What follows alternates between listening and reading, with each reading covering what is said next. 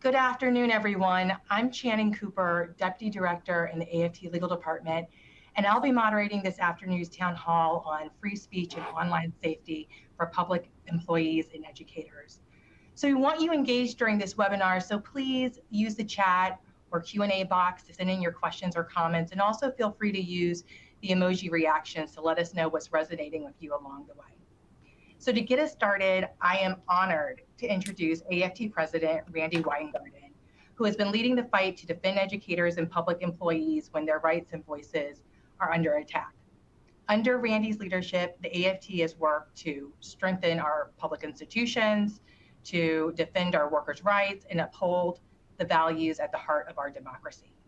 Her leadership, it shows us what's possible when courage, conviction, and compassion come together in service of the public good. Randi, thank you for joining us this afternoon. The floor is yours. Thank you, Channing. And I love that you're using all these C words because the most important C word that I'm going to use today is community. And if anybody remembers anything that I say, I want people to really look. We are very, very proud of having, being a union that actually fights for the dignity of all, that fights for a better life for all. This is part of who we are and what we try to do. But we also know full well that regardless of whether somebody has a right, the issue becomes how do we actualize that right in a way that we can keep people safe and we can keep people on a pathway to more and more and more freedom, not less and less freedom. And so we act as an association, we act as an assembly, we act in community with each other, and in some ways that is what a union is. And so today we wanted to act as a union, actually ensuring that our members and others knew what the rights are that people have, rights and responsibilities, but really truly, particularly given this moment in time, how we speak out in a way that we stay safe and how we ensure and protect each other, and also how we ensure a road for more and more and more freedom for all, including for the kind of speech that we may find antithetical to ourselves, that we may find terribly distasteful, that we may find that we don't like. But how do we protect each other's freedoms, and how do we do it in the context of a union? So I'm really actually honored to be here, and the C's that I would ensure that we use in addition to courage and conviction is community. And yes, for all who are listening, the AFT, we have fought in the courts, we are fighting in the Congress, we are fighting in the court of public opinion, and we are actually fighting and using commercial commerce as a way of trying to, stop some of the big oligarchs from really steamrolling us. Look at what just happened in terms of Disney and Jimmy Kimmel and putting him back on because of the boycott of Disney or the boycott of Target because of what they have done. But the most important thing, and that's where I wanted to start, is us acting in community. And whether it is acting together in community on No King's Day, where we fight as a community together against monarchy or dictatorship or things like that, but we act as a community of our union. And so one of the things we understood is that clearly in the aftermath of Charlie Kirk's horrific assassination, we have seen that that tragedy be weaponized, and that tragedy be used to go after and to try to suppress not only the speech but the job rights of and the jobs of so many educators, both in K-12 and in higher ed, and so many other public employees, for things that frankly they said on their own time and things they actually believe and should have the right to be able to say. Now, let me be clear, and I've said this over and over and over again. I said it that night publicly, and I said it to all of our local leaders the night of Mr. Kirk's assassination. Violence and hate must always be condemned. A political assassination is a terrible, violent act, and all of us should be out there condemning it always. And then all of us should also, particularly those of us in the public space, should be out there trying to de-escalate. And that's what we tried to do in those next few days and few hours. But there are a bunch of people who actually escalated, not de-escalated. And we saw that in terms of this attempt to use that pain to dox, to suspend, or fire people for their opinions. Not, frankly, for, as somebody said, a celebration. I saw very little of that, even though I would actually say that that was absolutely wrong in any way, form, or manner. But what happened? We saw doxing, suspending, firing. We saw two superintendents in particular in Texas and in Florida. Basically, instead of giving guidance for what to do in the aftermath of this horrendous assassination, instead of giving guidance for what teachers should do, they ended up creating a star chamber to actually have people snitch on others. That's not justice. That was intimidation. Now, what was really, and so we have two amazing experts who are going to help us walk through what we can and should be doing and how to protect our members in terms of this kind of how to ensure that people can say or do whatever we can to make sure that people stay safe. But what I want to actually take us back to was just the amazingness of educators in America. And I actually have tried to do that a lot in this last month because a book that I just wrote came out that said that's entitled Why Fascists Fear Teachers, which is a love letter to teachers about and a testament to basically, it's not just a warning, but it's a testament to what teachers do each and every day to try to create a safe, thank you very much, to try to create a safe and welcoming environment for our kids. So think about what happened the next day or that day. Almost every child, we can take this down now, almost every child in America had access to the video of the tragedy.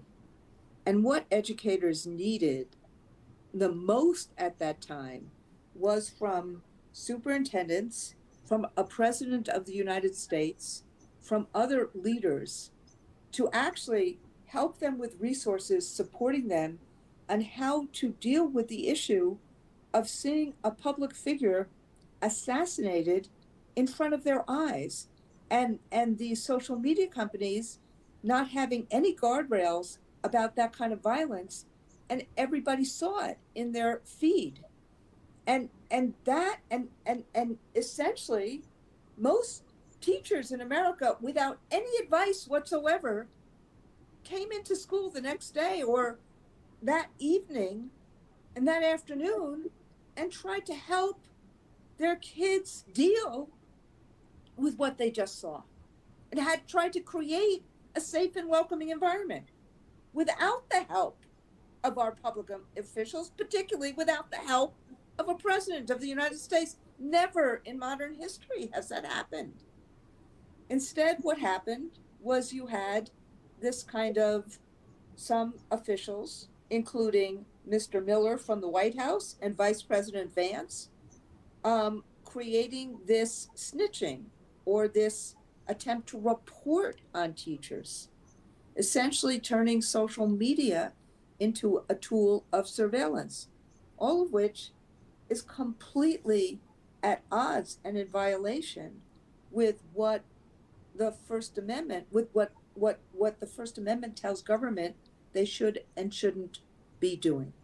In Texas alone, more than 350 complaints have been filed against educators for their social media posts, many of which were private posts, after the Texas State Education Commissioner issued that public warning about these issues.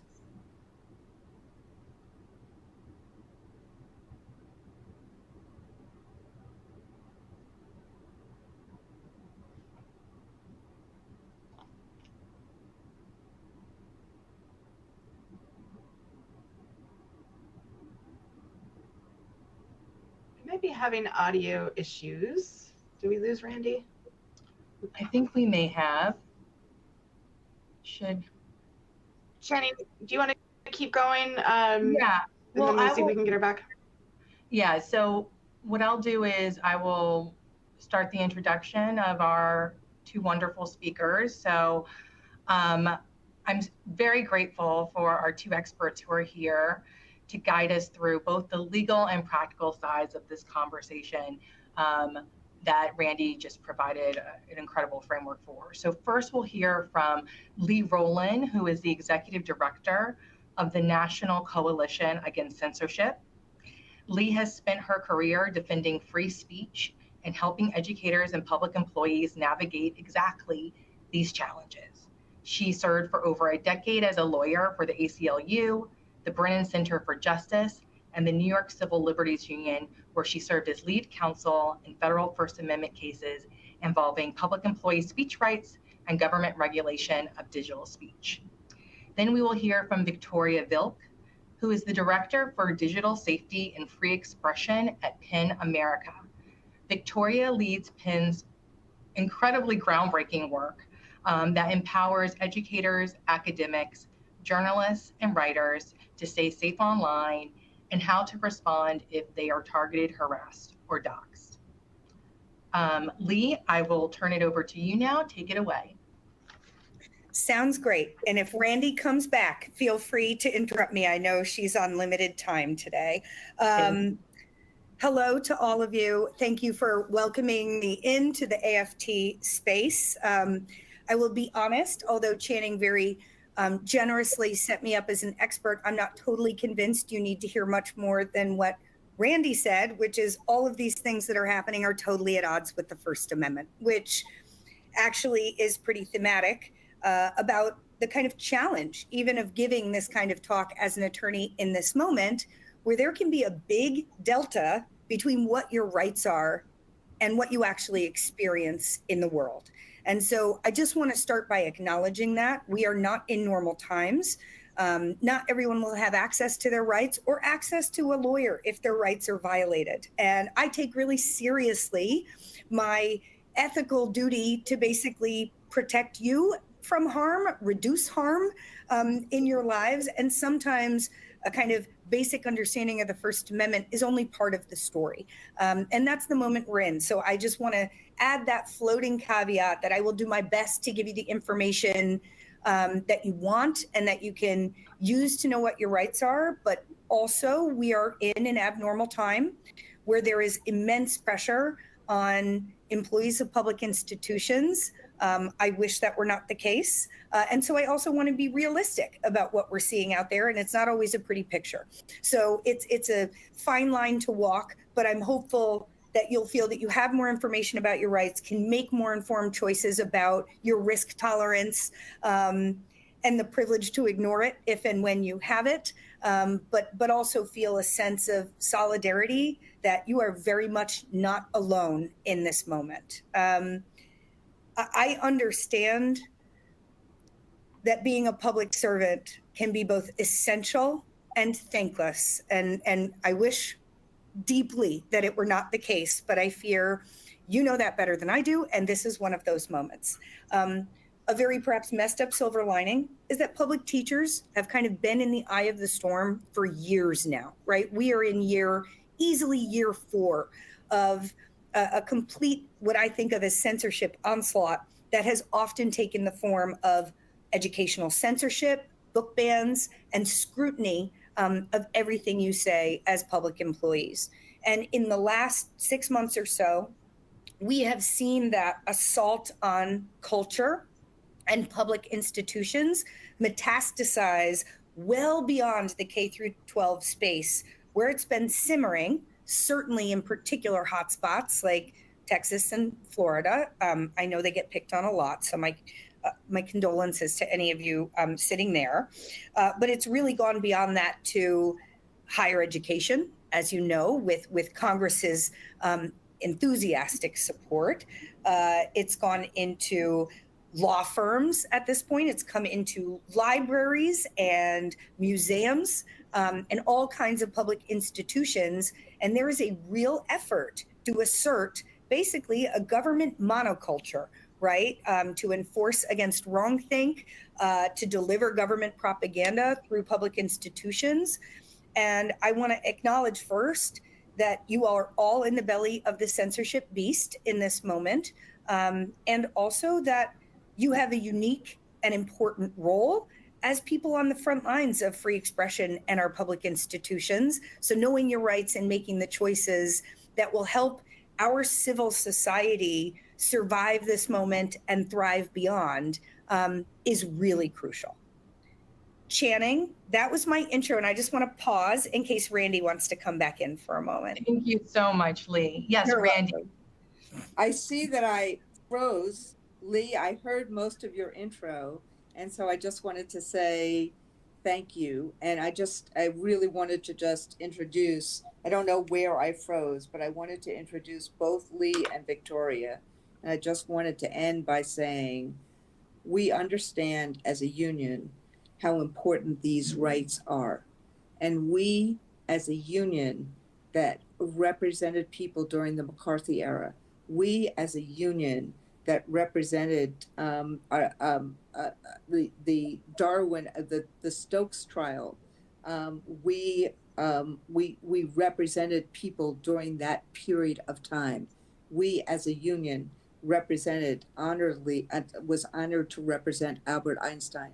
We understand that we have to take the position and defend people's rights to imagine, defend people's rights to speak. This is the pillar and the stanchion of democracy.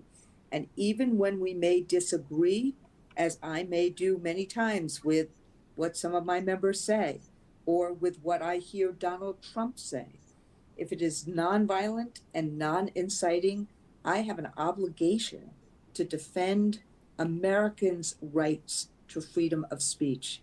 I have an obligation to defend our way of life and a right to association and a right to assembly.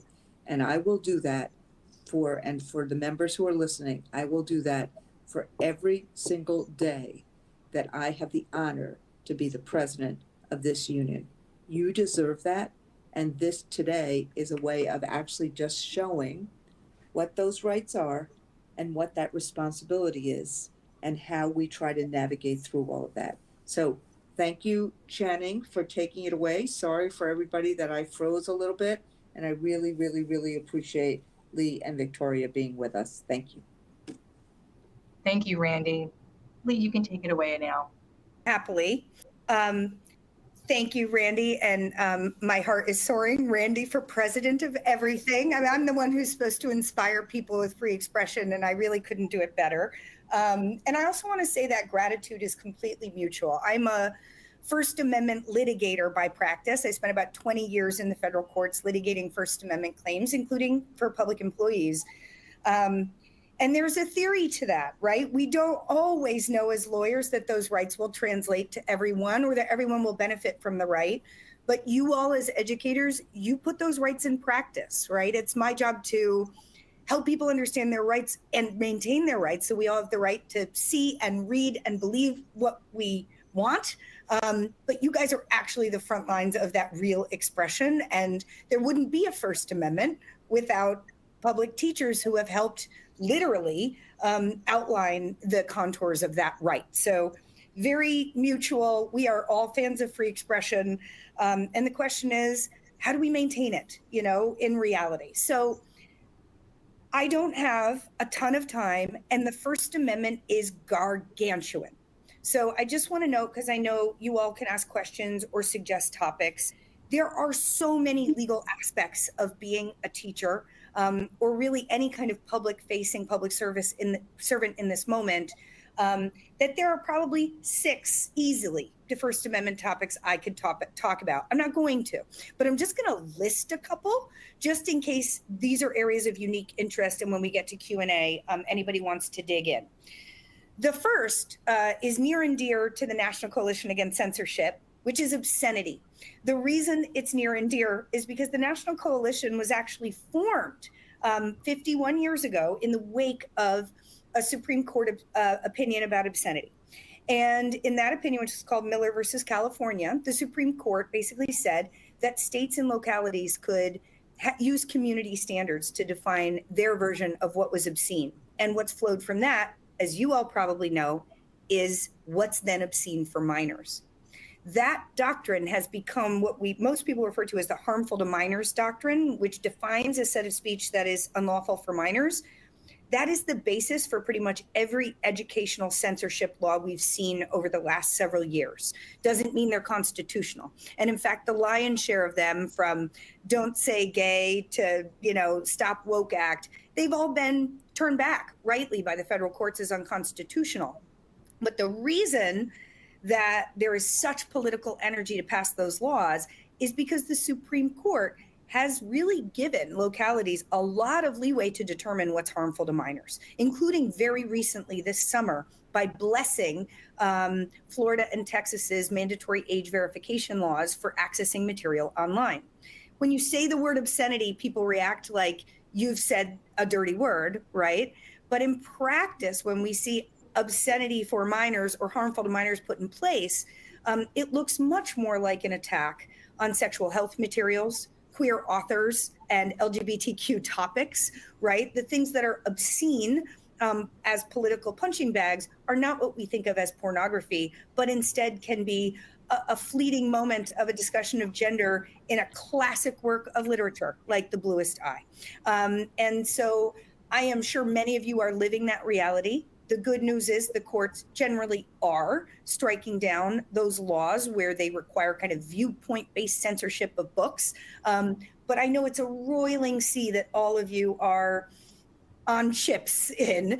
So I'm just noting that as a fruitful area. That's an area that I have practiced a lot in. So if people have questions about where obscenity law is or is going, let me know. The other ones I could talk about: student speech, your right to protest, whether there are any privacy laws that apply to you as public employees. We could talk about the recent executive order that, following Charlie Kirk's horrific assassination, used that moment as a proxy for suggesting this administration will go after advocates who associate with causes on the left disfavored by this administration. So I don't say it lightly when I say we are in an extreme moment of censorship and propaganda. I know we at the National Coalition Against Censorship are quite busy dealing with it, as I imagine all of you are.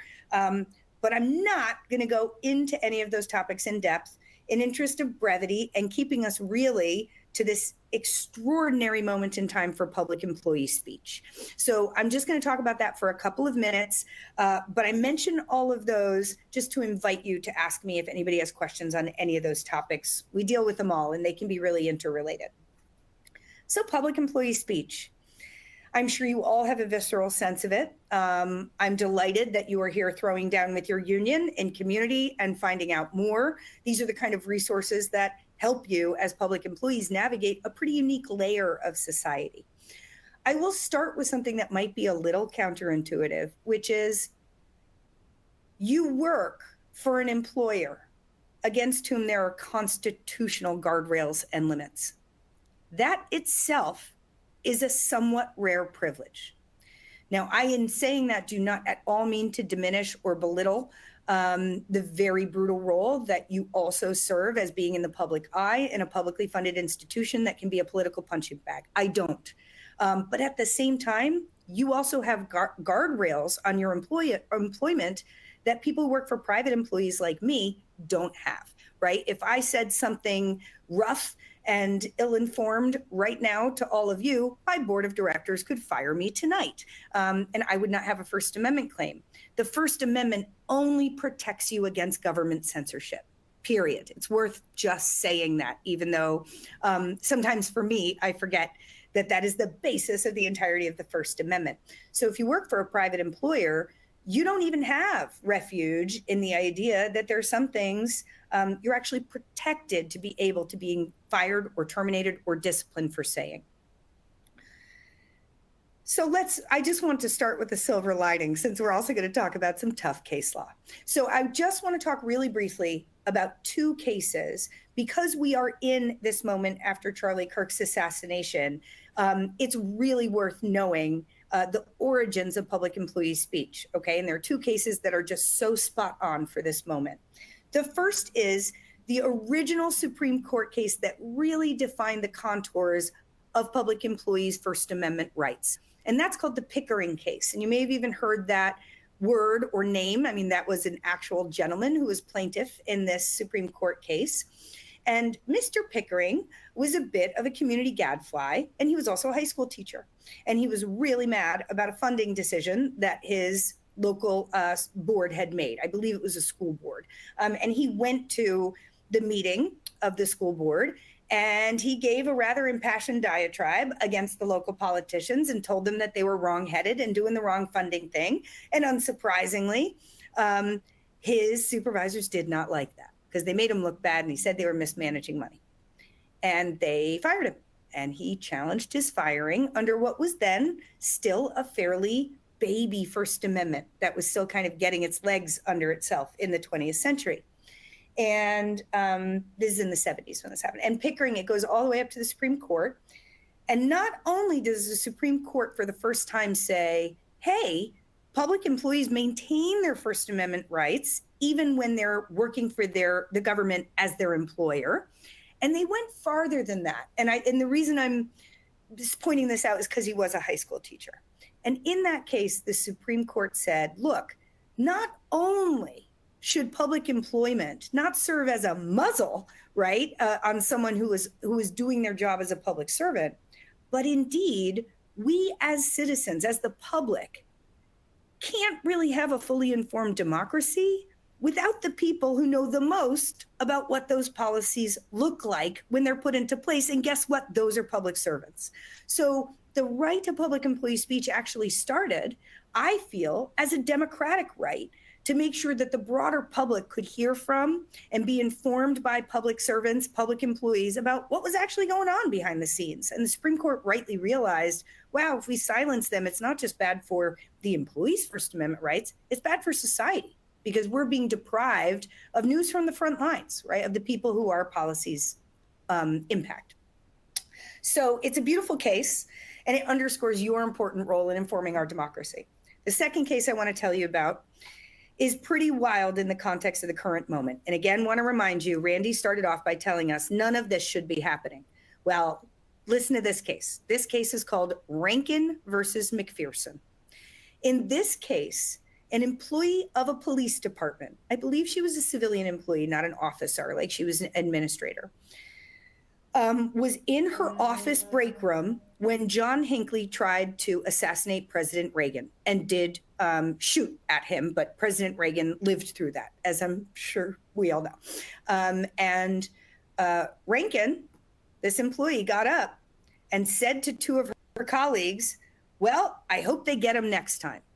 And they were clearly talking about the assassination, right? And this is someone who was still alive, who was still president. And she said, I really hope he dies the next time somebody shoots at him, okay?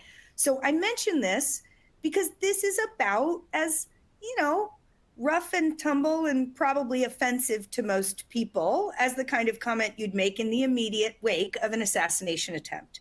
And the Supreme Court, again, upheld her First Amendment rights and ruled that her termination was unconstitutional. And they said, look, do we approve of this speech? No, it's deeply offensive. But we also can't say that it prevented the police department from doing its job. She didn't make some public pronouncement on behalf of the department. And ultimately, you know, we can't say we want to give the government the power to say that what you did was inappropriate. It's not some floating kind of, you know, mandate that you operate at a certain level of, you know, seriousness or what justices would like to see you say as opposed to what you have a right to say. So in this moment, it's very hard as a First Amendment lawyer to look at the widespread targeting of employees for online speech about an absolutely admitted tragedy and assassination of a public figure. But it's hard not to see that retribution as anything other than a knowingly unconstitutional act against public employees, because there is a Supreme Court case right on point. What I will say is the real question is why, right? And I suspect I'd be asking myself if I were in your position, why? If those First Amendment rights are so intact, why are we seeing people be fired for that speech? Why are we seeing the Texas Department of Education engage in its witch hunt, as Randi rightly called it? I think there are two answers to that. One is there are some folks who are hoping they'll change the Supreme Court rules, right? That the boundaries of the First Amendment are always subject to change under a new Supreme Court and new appointees. On that point, I don't think most free expression watchers are biting their nails in terror. That is, at least on paper, the Supreme Court has upheld political speech in particular, but First Amendment rights at a pretty robust level. That said, there's a lot of complex case law about public employees that I'm sure we'll get into. It's not all sunshine and roses, but it's pretty strong. And again, remember, if you work for a private employer, there is no line. I mean, all you might do is have an employer that said, well, I didn't see you lionizing Charlie Kirk. You didn't say anything. You're fired. That's lawful, right? It may feel wrong, but the First Amendment has nothing to say about that. But I think the second reason that this is happening, and perhaps the more important thing for us to grapple with, is that the government actors that pass these laws or sign these executive orders, right, they know it's unconstitutional, but they also know that there's no constitutional fairy. There's no magic wand, right, that walks around and says, this law is unconstitutional, it can't be enforced. We operate under the rule of law. And in this country, what that means and should mean, despite our current challenges, is that if a legislature or any government passes an unconstitutional law or policy, you challenge it in court. And guess what? Court cases aren't very fast. So what happens is you have a law like Florida's Don't Say Gay bill, which was passed by the legislature, which we all knew was blatantly unconstitutional, but immediately was in operation in the state of Florida unless and until it was stopped by a federal court. And that led to people being fearful, self-censoring, and unclear about what the boundaries of their First Amendment rights are. So I really kind of want to end with one positive note and a kind of segue into what I think other parts of the talk will be about, which is what do we do with that, right? The first is you need to decide when you're speaking out what your level of risk tolerance is. And that means knowing your rights, but also knowing who are the political actors around you, right? What are the kind of political pressures in your community, in your state, and what level of risk tolerance or privilege might you have?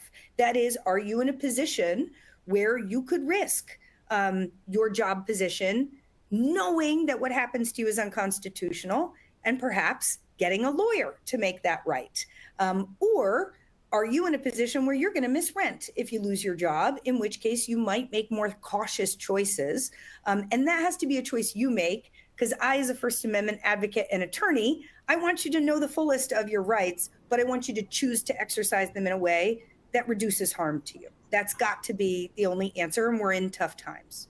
To make that real, though, so you don't think that I'm just BSing you about the idea of deferred privilege or First Amendment consequences, just today, two headlines I want to share with you. One is the director of a Wyoming library who was fired over banned books, and it was a sexual content educational censorship law that was blatantly unconstitutional. This library system director in Campbell County, Wyoming, still gave appropriate, in her professional view, appropriate books to children, and was terminated for giving them books with LGBTQ themes. She won her lawsuit today and received $700,000 in damages and back pay for the constitutional harms that she experienced. Okay, that's number one. Number two is that the tenured University of South Dakota art professor, who I think might have been the first high-profile public employee terminated over a Charlie Kirk post, was reinstated today. And that was pretty quick, all things considered, as a turnaround. So there are still moments for hope that the law remains robust. It doesn't extend to preventing the reality of censorship happening to you, but you should know that those rights do remain intact. And the question is, how do you navigate those rights? Do you exercise them even knowing there might be a right that government officials might not respect them? You might, if you make a considered decision to do so. And the second thing you can do, and I'll stop here because I'm not the one who's going to really talk about this, our wonderful colleague Victoria is you should know how to control that risk, particularly when you're speaking online, by being very aware of who your audience is, what their risk tolerance is, what the odds are that they're going to be motivated to snitch on you, and sorry to say such gross words with a straight face, but that's the world we're in, and make your decisions accordingly when you're in public spaces, when you're online, if you're at a protest, if you're joining a meeting. In all of those spaces, you want to be, frankly, in OPSEC mode, right? You are currently a target of political oppression as public employees, and that means to survive it and thrive in this moment, we all need to be in operational security mode and be making informed choices about how and when to exercise our rights so that we can be the free people that we deserve to be, but we can also be strategic about it. And that's how we live to a next moment where hopefully we're not in a censorship crisis, which I know is something we're all fighting for. Okay, Channing, those are my remarks. Oh, Lee, thank you so much. Can you hear me? Yes. Okay, yes, great. Thank you. That was incredibly helpful and grounding. And I know that we're all appreciative that you ended on a positive note about those cases where free speech is prevailing. So that's absolutely wonderful. I have several follow-up questions, but I'll only ask you one because I do want to get to Victoria and also leave some time for Q&A with our attendees. But as Randi spoke about earlier today, we're seeing a trend with employers reacting more so to public outrage than real legal principles as far as what the First Amendment requires of them. Right. So how can workers be protected from what I know because I'm a lawyer, but I'm sure a lot of people on this webinar do not know, but what courts have called the heckler's veto. And that's where you have political groups that are pressuring employers to silence or discipline employees for their speech. And, in the case of in the classroom, a lot of times we find employers relying on that public outrage to excuse discipline and saying that this was a significant disruption or substantial disruption in the classroom, and so therefore we have to discipline this teacher. So what do you say to that? How can we better protect ourselves from that public outrage? It is such a difficult question, and I realize none of us can duck it because it's probably one of the most important questions right now. First of all, the premise of your question is right. The internet has put literal pressure on every area of First Amendment speech that the federal courts deal with under the First Amendment. There's more speed, there's more volume. Things that felt like we were shouting into the void if you put up a little soapbox in a park feel really different, right? When you can have an immediate kind of mob of people dox or semi-swarm someone online, right? The actual scale and speed is categorically different. The First Amendment doesn't take account of scale or speed or power dynamics. It doesn't have any of those things baked into it. But judges are made of people. And so when they see these cases, it resonates for them, right? Oh my God, now there are like 30,000 people who, you know, reacted to some fear you had online. And a lot of that is manufactured. That's just real.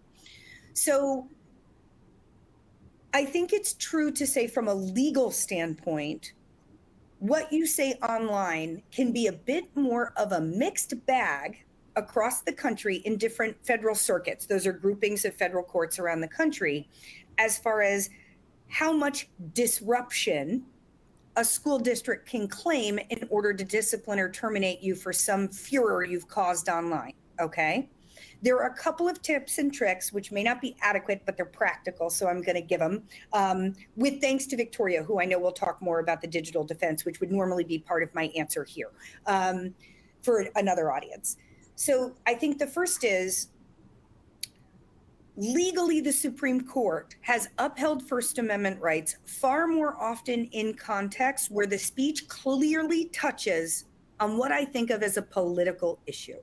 The courts call this a matter of public concern, but it doesn't always track to what we're actually concerned about. But the more that, if you're going to say something controversial, that you can put it in terms of an actual political debate or something about your values or what you believe in, there's a much kind of bigger buffer for the courts in respecting that speech and not allowing government to silence it. So rather than just kind of a like, LOL, or this sucks, right? Something that actually speaks to values or politics is just going to be safer. Not to say you all have to be the most serious people in the world. That's just one thing I've noticed very much in the First Amendment case law. The other thing is, you should advocate for policies in your school district that restrict or lessen the influence of people outside of your actual school community. And in concrete terms, what I mean about that is, if you have a book challenge procedure, for example, in your district, it should not permit people who are not related to or involved with a student in your district to file a book challenge. That's how we get these weird doxed mob crews, right, from being whipped up by a group who file a bunch of challenges to a book they've never read, all saying the same thing, and it's manufactured outrage, right? So you should be advocating with your local school districts, your unions, to have policies that keep those folks out of curricular decisions that increase controversy. And I would say the same thing about anything that allows people to file complaints about you. So for example, the Texas education witch hunt, make sure you should find out, and if you don't have them, you should advocate for policies that if there are any snitch portals in your world, and I'm so sorry we're living in a world where that's real, make sure they're limited to people who are directly impacted by the curricular and school decisions that are happening, right? So trying to make everything local. And I was joking before we started the talk that I felt really like a medieval Luddite lately, because I'm always talking about micro communities and knowing your audience and doing things analog when you can. But those are really protective, in part because they allow you to insulate a little bit from the kind of online mob mentality where a huge amount of that manufactured outrage from the hecklers that will then get cited as disruption to your school system. And then hopefully I'm not getting into anything too much that you'll talk about, Victoria, but also just really think about your circles of audience, particularly online. You should not be using your personal account to opine broadly on controversial topics in audiences that might include Moms for Liberty, who totally will be following you, right? If you're in a controversial school district, or even someone you don't trust, or frankly, the parent of a student, even that you do, right? Really make choices about when you are sharing controversial opinions, be really thoughtful about who you're sharing them with and make sure that's an informed choice on your part. And I'll stop there to make sure we have plenty of time to go to Veronica. Great, Victoria. Thank you. So I think that's a good segue to Victoria. So, even when your speech is protected, we know that people can still be targeted, they can still be harassed or doxxed online. And so I'm going to turn it over to Victoria to give us some practical advice for what we can do to protect ourselves online before that happens. So Victoria, thank you for being here. I'll turn it over to you. Thank you so much to the wonderful speakers, to Lee, and to AFT for inviting me. I'm really, really happy to be here with you all, and this is such an important topic. So I'm basically here today to talk to you about how you can continue to speak out online or use your voice, right, while protecting yourself from those who want to intimidate and silence you. And I will try to control many different slides at the same time. Okay, there we go. I think that's okay. Hopefully you can see my slides. So strategies for educators. And my goal here today is to be extremely practical and actionable and not theoretical in the context of how you navigate online spaces. For those of you who may not be familiar with us, I work at PEN America. We're a 100-year-old nonprofit that celebrates and defends the freedom to read, write, teach, and learn in the US and internationally. We do lots of work with the NCAC. We're big fans of theirs. We work on a very wide range of issues, right? I lead our safety program, as I mentioned, but we also work with folks who, my colleagues who work on book bans in K through 12 public schools. And in fact, we just published our landmark report on the normalization of book banning just 2 days ago, which I can drop a link to later in the chat. And we advocate for academic freedom and campus free speech in higher education, particularly for educators. So with all of that in mind, sorry, I gotta make sure, move the slide. Okay, so the honest truth is that many of us rely on having an online presence, especially on social media, both for our professional life and our personal life. That's just the reality. And I think the pandemic accelerated that process pretty dramatically, right? The more visible we are online, depending on our identities and what we're outspoken about, the more risk we face. We know actually that people are disproportionately targeted for their identities, particularly women, people of color, LGBTQ folks, members of religious and ethnic minorities, folks with disabilities. We also know that people are disproportionately targeted for what they do for a living, particularly journalists, but it's increasingly also the case that educators are at risk online, as we've just been discussing. And they can experience all kinds of abuse, everything from hacking, right, someone trying to get into your account, and doxing to hateful slurs and mobs. And a lot of these campaigns, many of which are actually pretty coordinated in the dark and ugly corners of the internet, a lot of these campaigns are orchestrated or actually gain steam on social media platforms. So I am not here, and I want to be super clear about this, I'm not here to tell you to leave social media platforms or to use them less. I understand how important it is for many people to have access to these platforms. I'm here to empower you with strategies to mitigate your risk so that you can continue to use these platforms the way that you want to. And the first thing I'm actually going to ask everyone to do, I am a big believer in interactive stuff. I have a really hard time talking at people. So the first thing I'm going to ask you to do, if you are able to, is, and I do just have a question. Some folks are saying they can't see the slides. So if I could ask the Channing or the organizer just to check if people are okay with the slides, because they will be useful. Folks can see them. I'm going to keep going, but I think folks can see them, but I'm not sure. They can. So they can. Okay, good. Then it's okay. I'm seeing some people saying I can't see the slides. The first thing I'm going to ask all of you to do is to stop for a minute and literally right now on a piece of paper, make a list of all of the social media accounts that you are on, including social media accounts that you haven't used in a couple of years. So just take like a hot second, right? You don't have to put it in the checks. I don't want to ask anyone to share something that's private in front of everyone. But I want you to think about obvious platforms like Facebook and X/Twitter and Blue Sky. I also want you to think about platforms like TikTok and LinkedIn and even, believe it or not, Venmo. And if you're wondering, well, what does a Cash App have anything to do with social media? Venmo, weirdly enough, has a friends feature and also makes all of our transactions on its platform public by default, unless you set them to private, which means anyone can see anyone else you're paying, including your little notes that you send people, et cetera. So write down all of your major social media platforms. And this is what we're going to talk about today. This is a snapshot of the strategies we're going to talk about. I'm going to give you a quick preview about them right now, and then we're going to go into each one in detail as it relates to your social media accounts.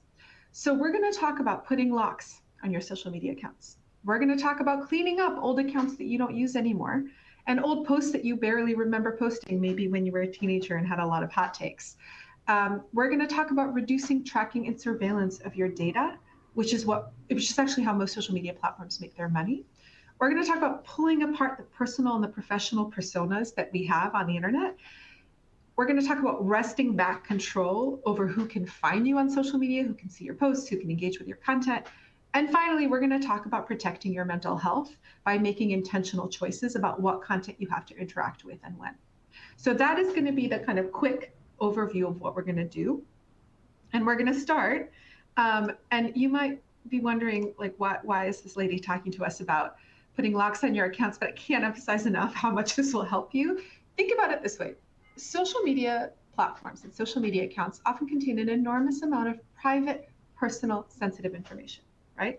So in the way that you wouldn't leave your house without locking your door, most of us wouldn't, unless you live in a very lovely rural community where everyone is super supportive. Most of us, certainly those of us who live in cities, we can't leave our house without locking our door, right? So for your social media accounts, you want to put locks on them. And ideally, you want to put 2 locks on your social media accounts. The first lock is your password, right? We all use passwords to get into all kinds of things, right? If you are using the same password all over the place, if that password is short and has your birthday in it, or the names of some of your family members, or the name of your cat, there are good odds that someone could hack that password and get into one of your accounts, and then it'll be incredibly difficult for you to get it back. And I know, because I spend a lot of time trying to help people get back their accounts, and sometimes we just can't do it. So the first lock on your social media account, right, is to use a long, complicated password that's at least 16 characters that's unique. The second lock is something called multi-factor authentication, which you've probably heard of. It is basically when you get a code, right? There's different ways of doing multi-factor authentication. You can do it with your cell phone number. You can do it with an app on your phone. Some are better than others, but honestly, any kind of multi-factor authentication is better than no kind of multi-factor authentication. So if you put a long, complex password on your social media accounts and you turn on two-factor authentication, you will be safer than the vast majority of people on the internet from anybody who tries to hack into your account. Bonus, if you also invent answers to security questions, because if you put your mother's maiden name as your security question answer, I guarantee you I can probably find your mother's maiden name in 10 minutes. And I'm actually not a very sophisticated hacker or doxer. That's not my background. So, and if you're wondering, like, how on earth am I going to keep track of all this stuff, right? How do I have long, unique passwords for all of my social media accounts? And I have to turn on two-factor authentication. And you want me to invent my security question answers or choose something that's not Googleable? Use Password Manager. Password Manager is a software that generates long, complicated passwords for all of your accounts. It has a little widget that lives in your browser that helps you sign into things. It has an app that lives on your phone that helps you sign into things. I've been using one for probably a decade. I love it. Not all password managers are equally good. I have 3 on the screen. I'm sorry we didn't include the names of them. I just realized the names got dropped. You can only see the logos, but the 3 that I would recommend are 1Password, Dashlane, or something called Bitwarden. They're all good. They're all easy to use. Set one up. It'll make your social media accounts, and actually all of your accounts, including your banking and your healthcare accounts, et cetera, a lot safer. Okay, next. Many of us have way more accounts than we think we do. We forget. We set them up 10 years ago, 15 years ago, we forgot. Many of us have private, personal, or just plain outdated information on those accounts. Doing cleaning, right? Cleaning all of that up will make your life so much better and will make you much, much safer. For example, if you have old social media accounts that you never use anymore, you barely even remember you have them, take the time to shut them down, right? Especially if they have old content that's floating around. If you have old posts, and again, I'm going to say, for those of us, I'm dating myself, but for those of us who got onto social media platforms when we were in our teens and 20s, rather than, digital native, I think a lot of us had a lot of hot takes. We put a lot of private information because we didn't know that anyone was selling it, right? That stuff is still all sitting there. It's probably publicly visible. So I highly recommend that people delete or archive their old posts. Just pick a year, and everything that happened before that year, maybe when you were 25 or something, everything before that, you archive or you delete. Because what will happen, and many of us have seen this, is if you're in the middle of a coordinated harassment campaign, someone might go digging through all of your old social media to try to dig stuff up, screenshot it, and use it to get you fired or to harm you in some way. And finally, take time to actually look at the private information you have on every one of your accounts, right? Do you include your birthday on your X account or your Facebook account? If you do, consider taking it down, and I'll tell you why. Most of us, if you think about it, if you call a pharmacy, right, or you call your healthcare provider, what do they ask you to verify your identity? They ask for your birthday, right? That is what people use as an identifier for you. So if somebody is trying to impersonate you or hack you or do you harm online, and they can easily find your birthday on a social media platform, that's something that can actually put you at risk, right? We don't necessarily need to have the entire internet know our birthdays. So you want to look at your social media platforms and look out for things like your email, private email, right? Your cell phone number, your home address, the names of your family members, or where your kids go to school, right? Your hometown, especially if you live in a very small hometown, right? If your hometown is a big, big city, having that visible isn't a big deal. But if you live in a very small place, then having everyone on the internet know that you live in that place can actually increase your risk. All right. Most of us, I think, still think that social media platforms are free, at least at the basic levels of access. And the truth is they're not, because what you're paying for is your eyeballs, your attention, and your data. That's how they make their money. They sell all of your private information to other companies. And when you have a social media app installed on your phone, believe it or not, it is surveilling and tracking you almost every waking minute of the day. The same thing is true for if you have, like, let's say you have your browser open, right? And you've got Chrome or Safari or whatever, and you've got Facebook open and you've got Facebook locked in. Facebook, behind the scenes, is tracking everything you are doing in that web browser without you knowing, without you realizing that that's what they're doing.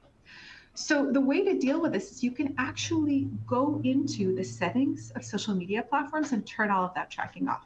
There's no way to stop them from tracking you altogether, because that's how they make their money. But you can turn so much of this stuff off. But because they don't want you to turn it off, they bury it in the settings, right? They make it really hard for you to find. They default you to tracking everything. But you can take back power, right? You can go into your settings and reduce all of that tracking, which means that it'll be harder for them to sell your home address or your cell phone number or other private information that they've collected, or just what, like, websites you're opening and going on. There are two ways to do it, right? The first way is to open the social media app on your cell phone or on in a web browser, go into the settings and find the settings that are about, ad tracking, or the settings that are about location. Most social media platforms, I'm sorry, I'm gonna freak you out for a minute, but this is true. Most social media platforms are tracking your live location in real time every waking moment of the day, unless you turn it off. Most of us don't realize that, right? Who wants to have Meta know at any given moment on any day where you physically are in the world? I don't want that, right? You can turn all that off. You can open your settings and you'll see location tracking, shut it down, right? If you have an iPhone, there's another layer of protection you can use, which is that in your iPhone itself, not in the Facebook app or in the Twitter app, but on your iPhone itself, you can go into the settings of your iPhone. You can go to where it says the list of all of your apps, and you can go to the social media app specifically and turn off all the tracking there too. So your iPhone gives you an extra layer of protection or security beyond just going into the settings of the social media platform itself. I highly recommend doing that. I swear to you, it'll feel empowering, because it's like a way of sticking it to these massive social media and tech companies that are constantly taking advantage of us. All right.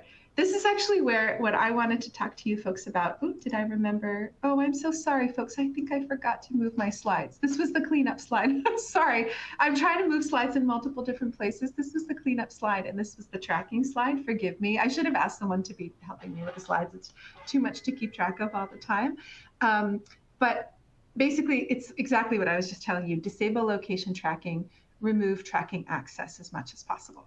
So this is the slide that is very close to what Lee was mentioning to you in a good way, because I actually think I want to reinforce this. So the three strategies I just talked to you about, right? Those are strategies that anybody can do on any social media account. That's just the baseline that you want to do. Reduce tracking, put locks on your accounts, clean up your private data. The next three strategies I'm about to talk to you about are a little bit more complicated in that they involve trade-offs, right? And so what I would suggest is, remember, you made that list, hopefully. You sat down and made a list of your social media accounts. If you haven't, please do it at some point. Ask yourself for each of those social media accounts, what audience are you trying to reach, right? Or follow on that platform? Is it family and friends? Is it colleagues and fellow professionals? Is it activist circles where you organize? Is it the general public, right? What do you want to say on those platforms? Are you trying to use social media primarily to see photos of people you love and people you don't get to see very often? That's very different from using social media to share professional achievements versus using social media to organize advocacy and activism. And finally, what do you like and dislike about that specific social media platform, right? Some platforms heavily underinvest in safety, so they are a lot more toxic and a lot more dangerous, like X, like Facebook, especially old school version of Facebook, the original Facebook. Other platforms like Blue Sky and Twitch actually invest substantially more in safety and are often less toxic, right? So thinking about all of that stuff means that you are using social media platforms in the way that is best for you, as opposed to the default of whatever the platform is trying to get you to do. And so these next three strategies, and then I'll wrap up after I get through these three. And I will answer everybody's questions when I get a chance. I just need to do it after this because I can't keep up with the chat. But these next three strategies, here's this next one. Separate your personal and professional self on the internet. And that might feel to some of us incredibly counterintuitive and uncomfortable. Social media companies and tech in general have deliberately fused our personal and professional selves online. That's what they wanted. That allows them to track us much more effectively. What I'm saying is take back power and start pulling apart your identities a little bit on the internet. So that means being intentional about which accounts you use for which purpose and adjusting the content you post on those accounts and also the privacy and safety settings on those accounts accordingly. So for example, you might decide to make your professional accounts more public, right? If you're using an account on social media to advance your career and talk about your achievements and talk about your sort of views around the work that you do, you can make that professional account more public, right? The settings don't have to be super locked down. But then it's really important not to post on that account photos of your kids or a photo of your house where someone might actually be able to see the address and piece together where you live. On the other hand, you might decide that you want to have an Instagram account that's just photos of your kids or your dog or your home, right? Or your home decor or something like that. That's absolutely fine. But then you want to have the settings on that account be super private so that complete randos on the internet can't see that stuff, right? Because they can use it to try to find information about you don't want them to have. And so what that means in practice is sort of what you have on the slide. I've talked about social media, but I will just say as a short side note, I really recommend people have at least 3 email accounts, a professional one, a private one for friends and family, and what I call the spammy one that you use to sign up for stuff. And I also recommend, where possible, people have 2 phone numbers, a public-facing phone number that they put wherever on their business cards that they hand out, and a private cell phone number that you primarily use for your friends and family. And if people have questions about how to do that, I'm happy to explain it. Okay, next, controlling access. What do I mean by that? Making deliberate choices about your settings, about who can read your posts, who can interact with your posts, and who can just find you basically on the internet, rather than letting the platform decide for you. Because what the platform will do is they will decide to make you as public and visible as possible, right? So for example, a lot of us don't realize that our social media apps sync to the contacts on our phone. What does that mean? That means you're giving the app permission to look at every single person on your phone, all of your private contacts, right? They call it sync contacts or sync calendar, and then you're giving them permission to look at your actual calendar on a day-to-day basis and see where you are and who you're meeting with and what you're doing. You can shut all of that down if you choose to, right? You can go into the settings and turn all of that off. It's also worth considering whether not only, so people tend to think of this as a little binary. Either an account is super private and then nobody can interact with it or see it, or it's super public and then they get lots of visibility and reach. But in reality, actually, it's actually pretty easy for a lot of social media platforms to switch from a private to a public account, even for a few days. So let's say you find yourself, God forbid, you find yourself in the middle of a coordinated harassment campaign. It's really bad, right? You're getting bombarded with garbage. If that happens, you can, for just a couple of days or a week, set all of your accounts to private or even deactivate them. Don't shut them down, right? Don't close them because then you lose all of your data unless that's what you want to do. But you can deactivate them or even just make them private for a week until things blow over. Then you can reactivate them and continue to use your voice, right? You don't have to only ever have one path available to you because it's actually, once you get to know where the settings are, they're actually pretty easy to use. And the last thing I want to talk to you folks about, but it's really important, is protecting your peace. And what I mean by that is it is okay to set boundaries about what words and content you actually want to see on your social media feeds. Most platforms actually have tools that allow you to mute or hide hateful slurs, triggering language, just stuff you don't want to engage with because you don't want to see it, right? For whatever reason. It's not actually difficult on most platforms to set that up. If you look for hide on Facebook or mute on Facebook, if you look that up on a search engine on Google or something, it'll tell you, how do you do that on Facebook? How do you do that on Twitter? And it'll show you how to hide things that you don't want to see. The other thing that you might consider, and I know I'm pushing it a little bit here, is many cell phones now offer you the option of basically stopping yourself from doom scrolling all the time, right? So after a certain number of hours using an app, or after a certain time of night, the phone will tell you stop. It'll remind you to stop.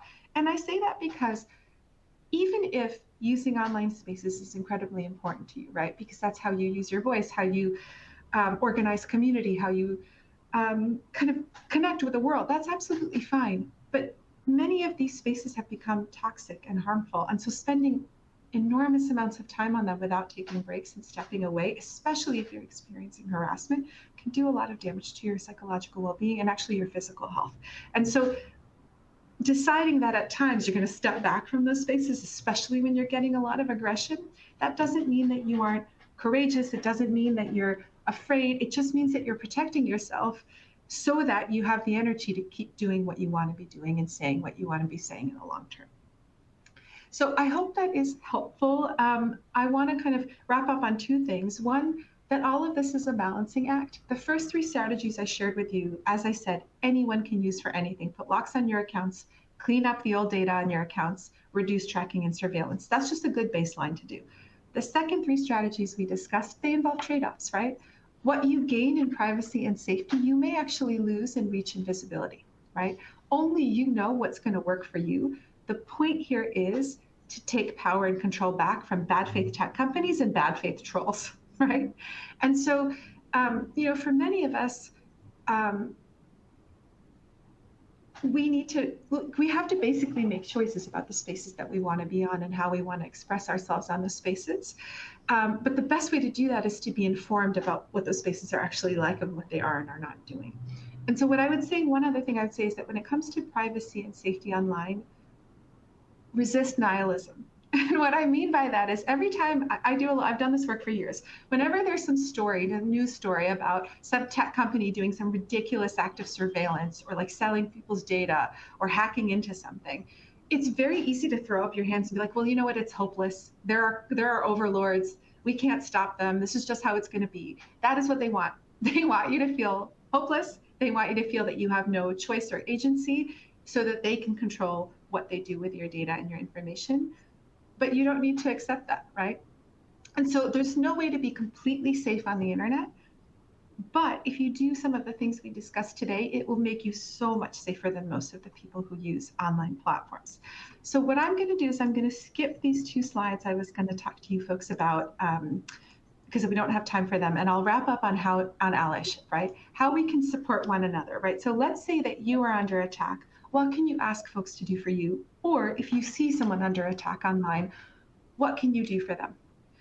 Some of the things you can do.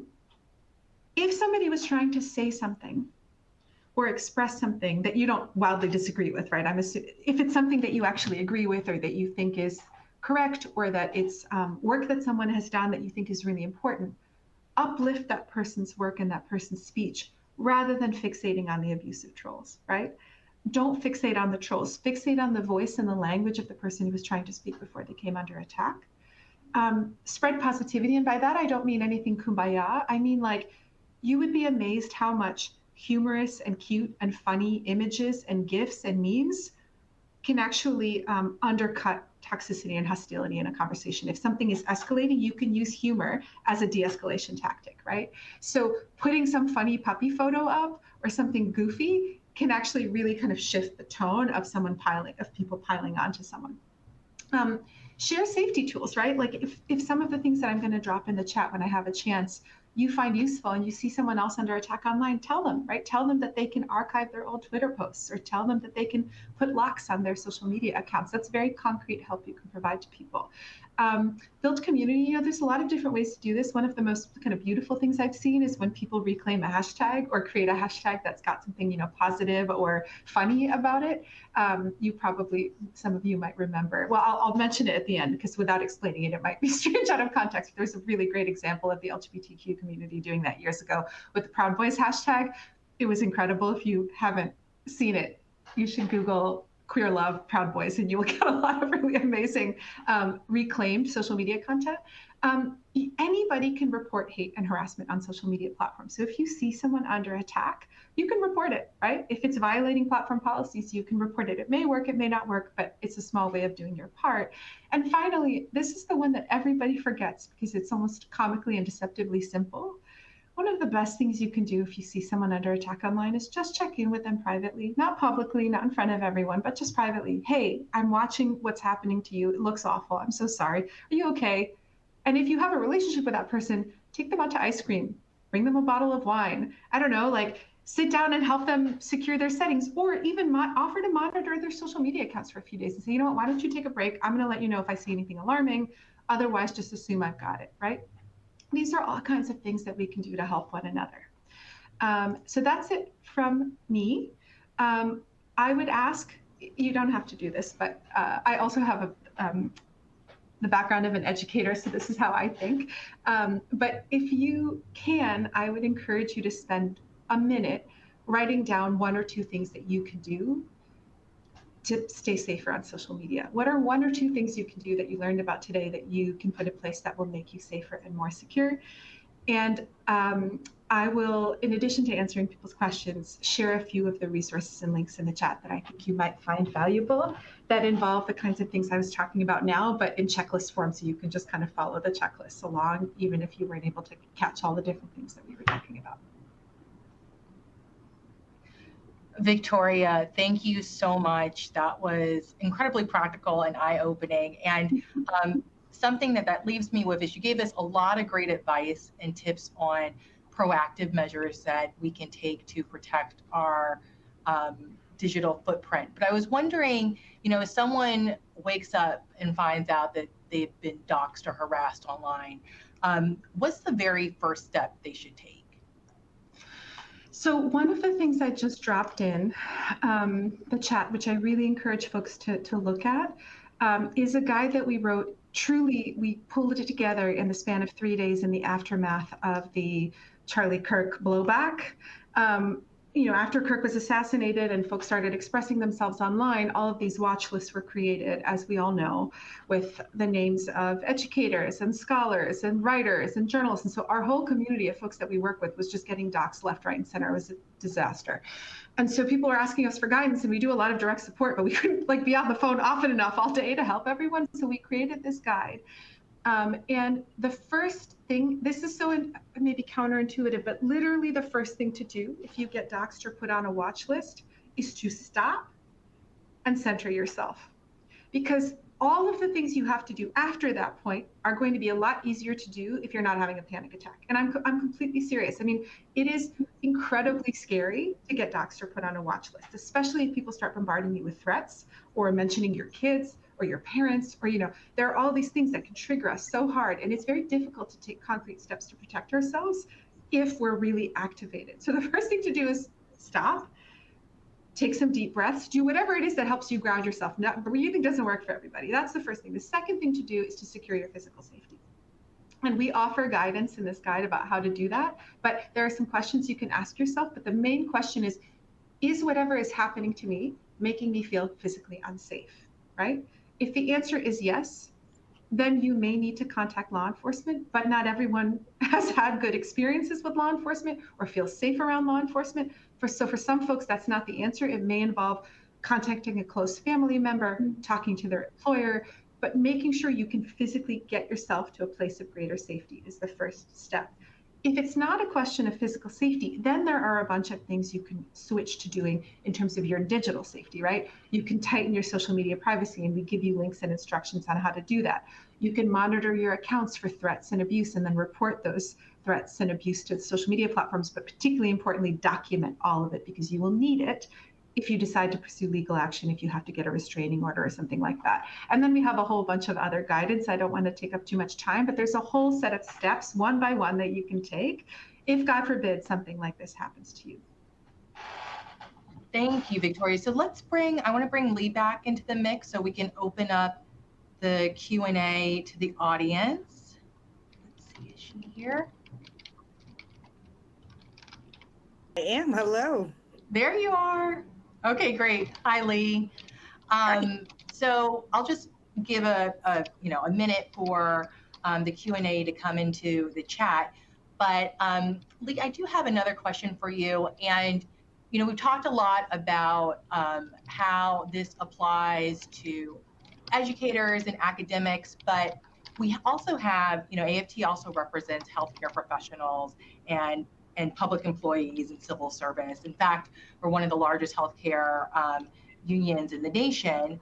And I was wondering, does the First Amendment analysis that you talked about earlier this afternoon, does it change based on where you work? Like, how does that affect the analysis, especially like when we're looking at the Pickering analysis and the balancing? Does it change, or maybe it doesn't change at all? It's a great question. And it's funny, I got the exact same question yesterday. I was like, oh, I should have anticipated this. The law doesn't change. That is, the First Amendment case law, right? The set of opinions that the judges have issued that govern your rights will be the same on paper. What may differ is under the First Amendment, to no end of my frustration, almost everything is a balancing test. It's like your rights to say this versus your employer's rights to run their business. And of course, as a civil libertarian, I hate them because subjective tests always give enough wiggle room for a judge to potentially come out, in an outcome they favor. But those tests really take account of the facts and circumstances of any legal challenge. And in the context of public employee speech, I mentioned this briefly when I spoke, the two biggest concepts that get applied are, one is what you're saying a matter of public concern. Does it relate to something that the body politic would be talking about? That's pretty much going to apply the same to everyone.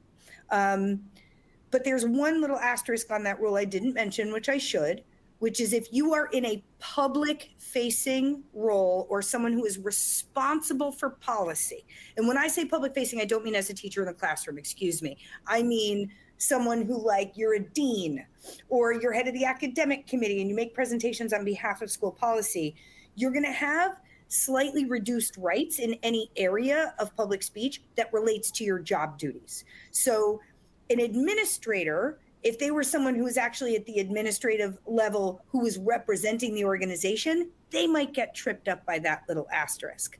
And then the other concept I mentioned before, particularly in the school context, is what the courts call disruption, which is, did your speech actually cause a kerfuffle, right? An outrage, manufactured or otherwise. And so for teachers, there's a blueprint for how outrage is manufactured against you, which is a bunch of people steal some snippet from page 38 of something and say, oh my God, this teacher, had this book in class. You're going to be a target in ways that I suspect most administrators and staff are not. So in general, my sense of the case law is that people who have more visible roles to the public, and now not in a public official way, but in just you're visible. The public knows who you are because you teach their fifth grader, right? Mm-hmm. In that context, you're probably going to have to do a little more work demonstrating there wasn't disruption. Whereas that case I mentioned, Rankin versus McPherson, about the cops, that was a civilian administrator who worked for the police department. And she said to her two cop colleagues, man, if they shoot again, I hope they get him. And that was not disruptive because it didn't translate to any kind of public audience of any kind. So the test is the same, but whether you're viewed as representing publicly the policies of your organization is going to matter, and that might happen for administrator folks. And whether or not you've disrupted the workplace will look a little different whether or not you're in a classroom setting. I'll go back to Victoria, but just because you mentioned the Rankin case, I think it's just good to follow up right now with you, Lee, is that we did have a question saying, how was that not an instance of inciting violence? Oh, great question. So the First Amendment has been interpreted by the courts to not cover certain very specific and narrow areas of speech. And most of us kind of know them from popular media, if not from law school. It's like threats and incitement, right? And fraud, right? Things that are made of speech but are so close to criminal conduct we want to prevent, right? Incitement is an unbelievably narrow test. It's so narrow that I have a hard time coming up with a concrete instance of anyone actually being found guilty of criminal incitement. Incitement has to be knowingly and intentionally saying something that you know will cause immediate violence. It is a teeny tiny narrow test, and it's literally like if you are on a podium and you say, attack that man to a bunch of people that you know are following you, that might be incitement. But anytime it's conditional, like, geez, if somebody else commits a felony, I hope X happens, or it's future, and there's no direct audience that's going to hang on every word and immediately operate to create that violence, that's not legally incitement. And by the way, I should just add, that's a good thing, because usually when someone engages in a harmful or violent act, we want to hold that person accountable, not somebody else who said something made of words that somehow in a second degree way made it to the violence. So that's why that test is so narrow for what real incitement is, because we don't want to assume a general kind of toxic culture can be imputed to the individual violent actions of another person. And that's only in very narrow circumstances. And saying, boy, I wish somebody else would murder that guy is never going to reach that level. Right, thank you. Victoria, I think that this is towards you. We have a question that says, when I sign on to petitions to the government representatives sponsored by the ACLU or other organizations, it does contain my address per the requirements. Would that be considered vulnerable social media? It's such a good question. I saw it in the Q&A just now. So it's not so much that it's, vulnerable social media. I think it is private, sensitive information, right? It is a way for someone to be able to find where you live. My feeling with petitions is I'll give you specifics of me, right? I will put my zip code. I'm comfortable with that. My, is it right? Zip code, right? I'll put my zip code. I will even put my building address, but I will not put my apartment. It doesn't make me comfortable to have my apartment all over the internet. Now, if you live in a house, that's different, right? You can't give yourself that extra layer. I will say that my sense is that most of those petitions will not publicly list your address. They might list your zip code, but they won't put your whole address. If they do, I might consider putting an address that's like nearby your address. The reason they make you do that is because they want to reach your congressional representative, right? So they need to understand where you live so that your letter gets to the right congressional representative just based on your location. But you don't necessarily have to have, like, to the T exactly your home address in order to achieve that goal. So I would just check to see if other people's are visible publicly, and if they are, then I might tweak a little bit of how specific you get in your address. I hope that's helpful. No, it is. Thank you. Okay, so one more. My public university employer says I must state that I'm not speaking for them when I make public comments. Does this sound right? Well, as with everything, there's a kind of legal answer and a practical answer.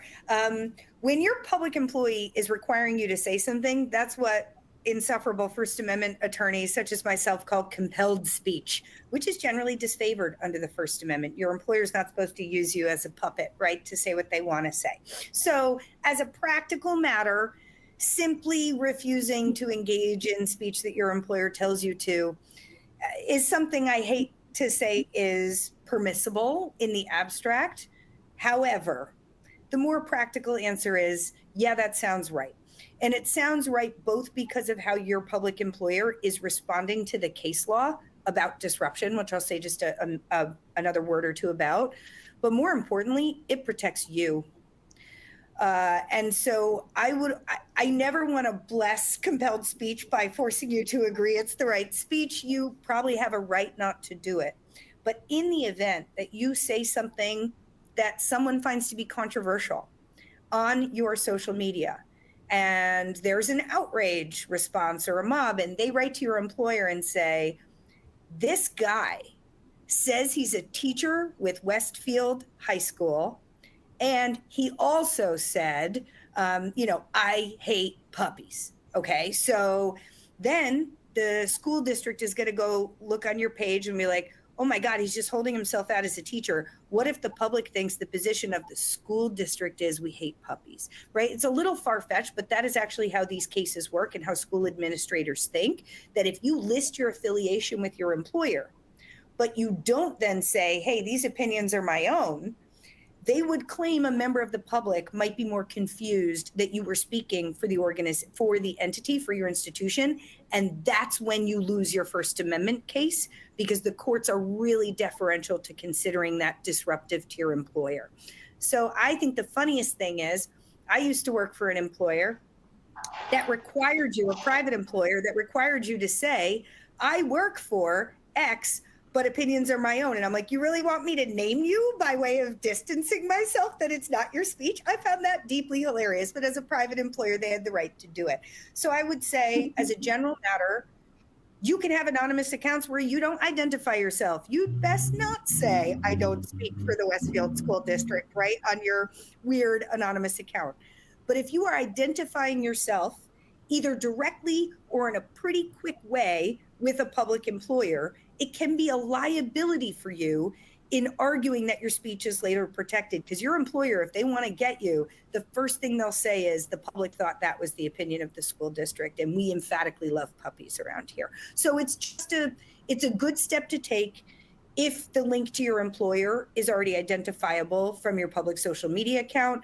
Could they fire you for refusing to do it in the abstract? That's an interesting question. I would really hope not. If anybody declines to engage in the all opinions are my own compelled speech and their employer terminates them, please reach out to me at lee@ncac.org, because I don't know the answer to that. And I would not like to find out, but I'd be interested in the answer.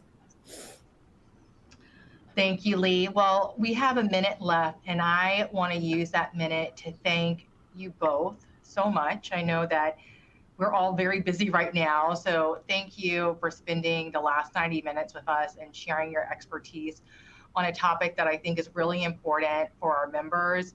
You know, these days it's hard to draw the line between personal expression and professional responsibility. And so I think that this conversation is really helpful and will give us guidance as we, navigate these crazy times. So for everybody online, I just want to let you know that we will be updating our Share My Lesson landing page with additional Know Your Rights information and digital safety resources that Victoria had mentioned earlier, and also ways to stay connected with our panelists and future events on this topic. So again, I just want to thank everybody for being a part of this important conversation, and I hope you all have a wonderful night. Thank you so much. Such a pleasure to be here with you. Bye, everybody. Yeah, both of you, thank you so much. And to Randi and Absentia, that was a great crew to be in communion with. Thank you. Have a good night. Bye.